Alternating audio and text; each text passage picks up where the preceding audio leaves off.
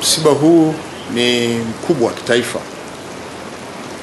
na ni mzito kitaifa pia, kwa sababu marehemu amekuwa kiongozi, amekuwa mtumishi wa umma kwenye nafasi za juu katika nchi,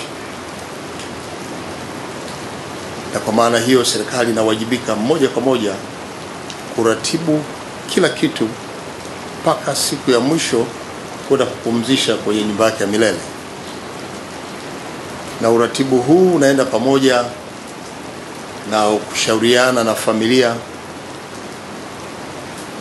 jukumu ambalo linaendelea kwa sasa. Ndugu waombolezaji wenzangu, ofisi ya waziri mkuu kuanzia kesho wakati wote kuanzia saa 4 itaanza kuwajulisha Watanzania kila hatua ya mwenendo wa maandalizi ya kwenda kumpumzisha kiongozi. Ndugu waombolezaji, kwa sasa tunawasihi mwe watulivu kufuatia kwa mzee wetu, kiongozi wetu tangulia mbele za haki. Tumeonana na familia, tumewasihi nao pia wao watulivu katika kipindi hiki, lakini pia nako Mwanga mpaka kule nyumbani Usangi taratibu za awali zinaendelea, nao pia tumewasihi waendelee kwa utulivu.